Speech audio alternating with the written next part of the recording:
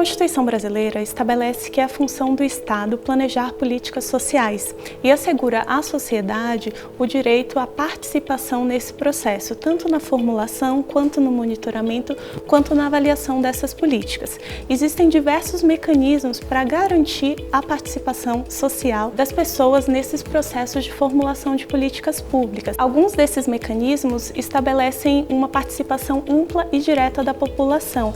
É o caso das audiências e consultas públicas, assim como das conferências.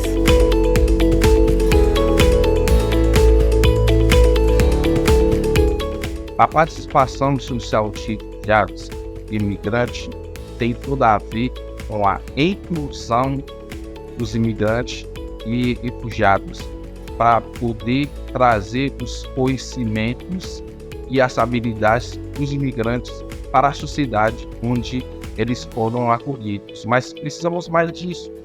Precisamos mais atores imigrantes para falar das necessidades, para mostrar as nossas capacidades. Conferências de políticas públicas são espaços institucionais de participação, de diálogo e de deliberação a respeito de diretrizes de determinada política pública. Elas congregam no mesmo espaço segmentos diversos da sociedade e, portanto, conferem legitimidade, assim como asseguram um caráter democrático na formulação de políticas públicas. Acho que a experiência das conferências, aí não só no campo do refúgio e da imigração, mas no campo das políticas públicas na área social e de acesso a direitos, tem se mostrado historicamente, e a literatura acadêmica, científica, da área de políticas públicas mostra isso, que essa é uma forma, que essa é uma forma muito adequada, muito eficiente e mais justa, mais democrática de construção de política social e política pública. Estados e municípios têm organizado conferências municipais e estaduais para o desenvolvimento de políticas para pessoas refugiadas e imigrantes. As conferências são convocadas pelo poder público, pelo executivo, por meio de decreto ou portaria. Elas também podem ser convocadas pelo respectivo conselho por meio de uma resolução específica. A normativa da convocação contém, entre outros elementos, tema, objetivos, eixos temáticos, cronograma. E é também importante a elaboração do regimento interno da conferência ou documento orientador, que é o regramento, o conjunto de regras que regulamentam essa conferência. Também há, normalmente, a elaboração do documento base ou caderno de conferências, que guia as discussões que são realizadas dentro dos eixos temáticos, porque estabelece qual o contexto e o que se espera das discussões dentro de cada eixo. Em linhas gerais, uma conferência se divide em duas etapas, a etapa preparatória e a conferência em si. A etapa preparatória, ela é composta pelas discussões prévias à conferência e elas têm como objetivo mobilizar a sociedade, definir propostas e eleger os delegados para as etapas subsequentes, se for o caso de uma conferência nacional.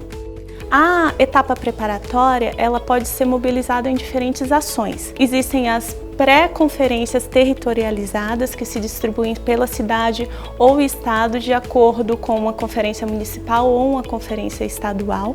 Além disso, há também as conferências livres, que são organizadas por atores da sociedade civil, universidades, associações, coletivos e que geralmente não elegem pessoas delegadas, mas sim realizam um diagnóstico e apresentam propostas. E a segunda etapa é a conferência em si, municipal, estadual ou nacional.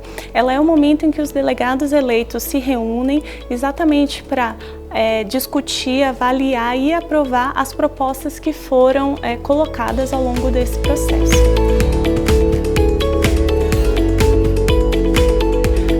Das conferências, pessoas delegadas, que são pessoas que têm direito à voz e a voto durante a conferência, e também pessoas observadoras ou participantes, que são pessoas que têm direito à voz, mas não direito a voto. A garantia da representatividade de pessoas refugiadas e imigrantes nessas conferências é fundamental.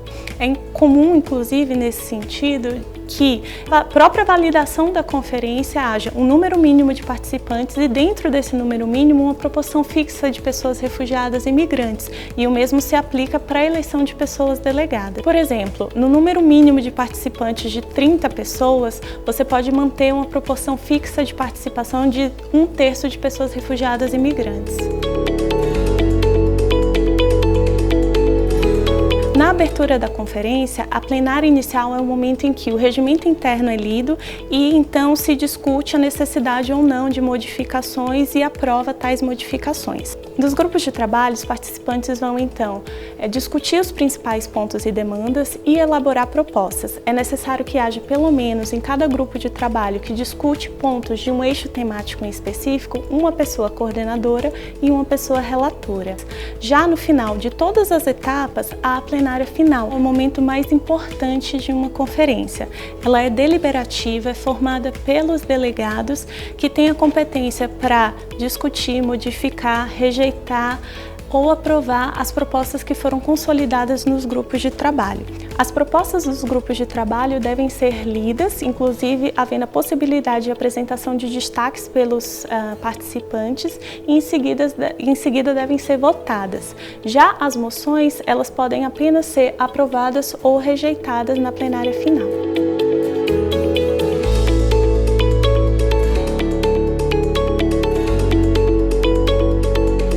As conferências resultam num documento final que compilam as informações importantes para a conferência, incluindo então as propostas aprovadas pela plenária final, a lista de delegados e as moções que foram aprovadas. Esse documento deve ser encaminhado ao órgão responsável pela política e pode motivar a elaboração de um plano de ação referente a essa política.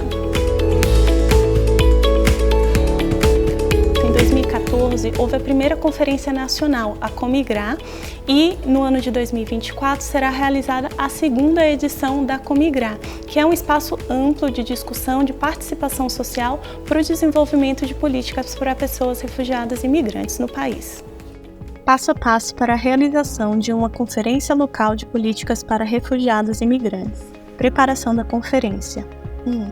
Estabelecer a secretaria responsável pela realização da conferência. 2. Definir tema, objetivos, eixos temáticos e cronograma da conferência. 3. Convocar a conferência pelo poder público ou pelo respectivo conselho ou comitê. 4. Criar a comissão organizadora. 5. Definir modalidade e metodologia da etapa preparatória. 6. Elaborar o regimento interno da conferência. 7. Elaborar o documento base para orientar as discussões dos eixos temáticos. 8. Sistematizar as propostas recebidas das etapas preparatórias quando houver. No dia da conferência. 9. Realizar o credenciamento de participantes. 10. Realizar a plenária inicial para discussão e aprovação do regimento interno. 11. Organizar grupos de trabalho para discussão dos eixos temáticos e debate de propostas. 12. Realizar a plenária final para discussão e aprovação das propostas apresentadas e moções, após o término da conferência. 13. Elaborar e publicizar o relatório final. 14. Enviar relatório final para órgãos competentes.